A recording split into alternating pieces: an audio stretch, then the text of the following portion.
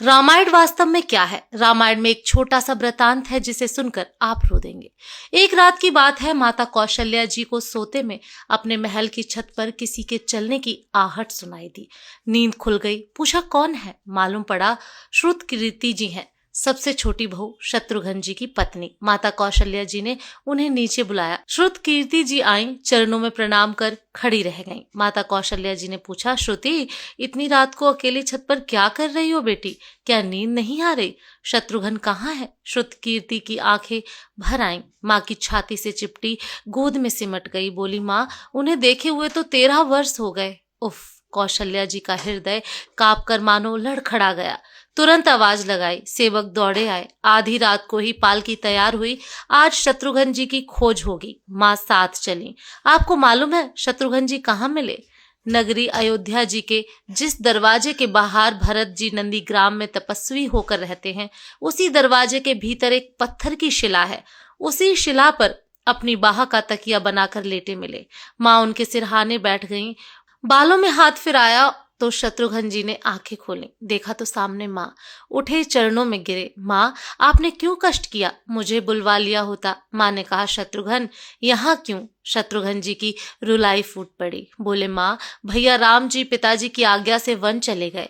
भैया लक्ष्मण जी उनके पीछे चले गए। भैया भरत जी भी नंदीग्राम में है। क्या ये महल, ये रथ, ये राजसी वस्त्र ठाट बाट विधाता ने मेरे लिए ही बनाए हैं? माता कौशल्या जी निरुत्तर रह गई। देखिए क्या है ये रामायण कथा। यह भोग की नहीं, त्याग की कथा है। यहाँ तो त्याग की मानो प्रतियोगिता ही चल रही है और सभी प्रथम है। कोई पीछे नहीं रहना चाहता। चारों भाइयों का प्रेम और त्याग एक दूसरे के प्रति अद्भुत, अभिनव और अलौकिक है। रामायण जीवन जीने की सबसे उत्तम शिक्षा देती है। भगवान राम को 14 वर्ष का वनवास हुआ तो उनकी पत्नी सीता मैया ने भी सहर्ष वनवास स्वीकार कर लिया। परंतु बचपन से ही बड़े भाई की सेवा में रहने वाले लक्ष्मण जी कैसे राम जी से दूर हो जाते? अपनी माता सुमित्रा से तो उन्होंने आज्ञा ले ली थी वन जाने की, परंतु जब पत्नी उर्मिला के कक्ष की ओर बढ़ रहे थे तो सोच रहे थे कि माँ ने तो आज्ञा दे दी, परंतु उर्मिला को कैसे समझाऊंगा, क्या बोलूंगा उनसे? यही सोच विचार करके लक्ष्मण जी जैसे ही अपने कक्ष में पहुंचे तो देखा कि उर्मिला जी आरती का थाल लेकर खड़ी थी। बोली, आप मेरी चिंता छोड़ प्रभु श्री राम के सेवा में बन को जाओ। मैं आपको नहीं रोकूंगी। मेरे कारण आपकी सेवा में कोई बाधा नहीं आए, इसीलिए साथ जाने की जिद भी नहीं करूंगी। लक्ष्मण जी को कहने में संकोच हो रहा था, परंतु उनके कुछ कहने से पहले ही उर्मिला जी ने उन्हें संकोच से बाहर निकाल दिया। वास्तव में यही पत्नी का धर्म है। पति संकोच में पड़े उससे पहले ही पत्नी उसके मन की बात जानकर उसे संकोच से बाहर कर दे। लक्ष्मण जी तो चले गए, परंतु 14 वर्ष तक उर्मिला ने एक तपस्विनी की भांति कठोर तप किया। वन में प्रभु श्री राम, माता सीता की सेवा में लक्ष्मण जी कभी सोए ही नहीं, परंतु उर्मिला ने भी अपने महलों के द्वार कभी बंद नहीं किए और सारी रात जाग जाग कर उस दीपक की लौ को बुझने नहीं दिया।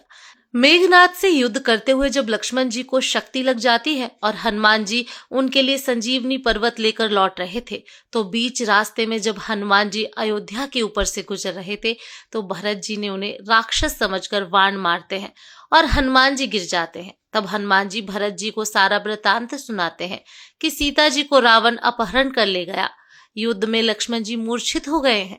यह सुनते ही कौशल्या जी कहती हैं कि राम को कहना कि लक्ष्मण के बिना अयोध्या में पैर भी मत रखना, तब राम वन में ही रहे।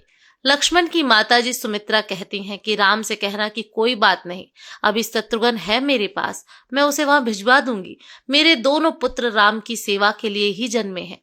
माताओं का प्रेम देखकर हनुमान जी की आंखों से अश्रुधारा बह रही थी, परंतु जब उन्होंने उर्मिला जी को देखा तो सोचने लगे कि यह क्यों एकदम शांत शांत और प्रसन्न खड़ी है। क्या इन्हें अपने पति के प्राणों की कोई चिंता नहीं? हनुमान जी पूछते हैं, देवी जी, आपकी प्रसन्नता का कारण क्या है? आपके पति के प्राण संकट में है। सूर्य उदय होते ही सूर्य कुल का दीपक बुझ जाएगा। उर्मिला का उत्तर सुनकर तीनों लोकों का कोई भी प्राणी उनकी वंदना किए बिना नहीं रह सकता। उर्मिला बोली, मेरा दीपक संकट में नहीं है, वो बुझ ही नहीं सकता। रही सूर्योदय की बात, तो आप चाहे तो कुछ दिन अयोध्या में विश्राम कर लीजिए, क्योंकि आपके वहां पहुंचे बिना सूर्योदित हो ही नहीं सकता। आपने कहा कि प्रभु श्री राम मेरे पति को अपनी गोद में लेकर बैठे हैं, जो मनुष्य योगेश्वर प्रभु श्री राम की गोदी में लेटा हो, काल उसे छू भी नहीं सकता। यह तो वो दोनों ही लीला कर रहे हैं। मेरे पति जब से वन गए हैं तब से सोए ही नहीं है। उन्होंने न सोने का प्रण लिया हुआ है, इसलिए वे थोड़ी देर विश्राम कर रहे हैं। और जब भगवान की गोद ही मिल गई है तो थोड़ा विश्राम ज्यादा हो गया, वे अभी उठ जाएंगे। और शक्ति मेरे पति को तो लगी ही नहीं, शक्ति तो प्रभु श्री राम जी को लगी है। मेरे पति की श्वास श्वास में राम है, हर धड़कन में राम, उनके रोम रोम में राम है, उनके खून की बूंद बूंद में राम है। और जब उनके शरीर और आत्मा में सिर्फ राम ही है तो वो शक्ति राम जी को ही लगी होगी, दर्द भी राम जी को ही हो रहा होगा।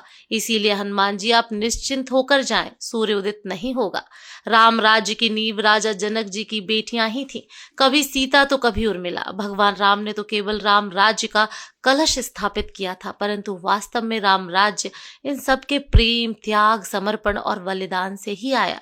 जिस मनुष्य में प्रेम, त्याग, समर्पण की भावना हो, उस मनुष्य में ही राम बसता है। कभी समय मिले तो अपने वेद, पुराण, गीता, रामायण को पढ़ने और समझने का प्रयास कीजिएगा। जीवन को एक अलग नजरिए से देखने और जीने का सलीका मिलेगा।